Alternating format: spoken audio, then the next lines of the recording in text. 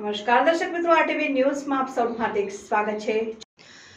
આણંદ જિલ્લાના બોરસદ તાલુકાના દેહમી ગામે વર્ષોથી ખખડધજ શાળા શું આજે ગુજરાત મોડેલની વાસ્તવિકતા સામે આવી। શિક્ષણ વિભાગના અધિકારીઓની ઘોર બેદરકારી। વર્ષોથી અધિકારીઓને ઊંઘ ઉડતી નથી। વર્ષોથી વિદ્યાર્થીઓ તૂટેલો શાળામાં મોતના ભય હેઠળ શિક્ષણ લઈ રહ્યા છે। શાળાના ઓરડાઓ જર્જરિત હાલતમાં છે। ચોમાસામાં વરસાદ પડે છે જેને કારણે વિદ્યાર્થીઓ હાલાકી વેઠી રહ્યા છે। દિવાલો એટલી ખખડધજ છે કે દિવાલો ક્યારે પડશે અને ક્યારે દુર્ઘટના થઈ જાય તે કહી ન શકાય। પાણીની પરબ જર્જરિત હાલતમાં છે। પાણી ગંદુ અને લીલવાળું આવે છે। સ્વાસ્થ્યને લઈને બાળકોમાં કઈ રોગ થશે તો જવાબદાર કોણ? શાળાની સંરક્ષણ દિવાલ પણ તૂટેલી હાલતમાં છે। જવાબદાર કોણ? અનેકવાર રજૂઆતો કરવામાં આવી છે છતાંય એક જ જવાબ, ટેન્ડર નથી ભરાતું, કોન્ટ્રાક્ટ નથી લેતા। તો શું મધ્યમ વર્ગ અને ગરીબ બાળકોની વહારે તંત્ર પાસે આ જવાબ છે કે પછી શાળા પણ નવી બનાવશે? વર્ષોથી તંત્ર વાયદાઓ કરી રહ્યું છે। જોવાનું એ રહ્યું કે શિક્ષણ વિભાગ દેહમીની પ્રાથમિક શાળાનું મકાન બનાવે છે કે નહીં। બીજે શું તકલીફો પડે છે સ્કૂલમાં?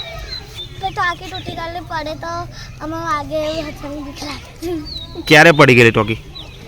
પડી જાય એની એટલે ક્યારે બીક લાગે એમ? ધોવા જઈએ, પાણી પીવા જઈએ તારે। આ પ્રાથમિક શાળા છે ને આ ટાંકી છે પણ એનું પાણી ગંદુ આવે ત્યારે લીલનું આવે છે। અમે બીક લાગે છે અને ઉપરનું પાઇપ તૂટલી છે। મારું નામ કિશન કુમાર છે। અહીંયા પાણી પીતા લીલવાળું પાણી છે, પીતા અહીંયા બીક લાગે છે। અહીંયા પાણી પીવા આવતાથી અહીંયા તૂટલી છે।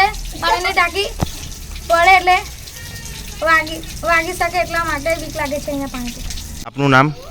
સાન્યાબેન રાજભાઈ રાઠોડ। અહીંયા વરસાદ પડે તો શું તકલીફ પડે છે? પાણી પતરા કાના છે એટલે પાણી બહુ પડે છે અને ભણવામાં તકલીફ થઈ છે અને ચાપડીઓ પલળી જાય છે અને ધ્યાન નહીં રહેતું। મહેશભાઈ ગોયલ છે। હું દેહમી પ્રાથમિક શાળામાં ભણું છું। અહીં મને પાણી પીતા બીક લાગે છે। લીલવાળું પાણી આવે છે, ગંદુ પાણી આવે છે, ગંધાતું હોય બધું અને ટાંકી ભાગલી છે, પડે તો કોણ જવાબદાર લેશે?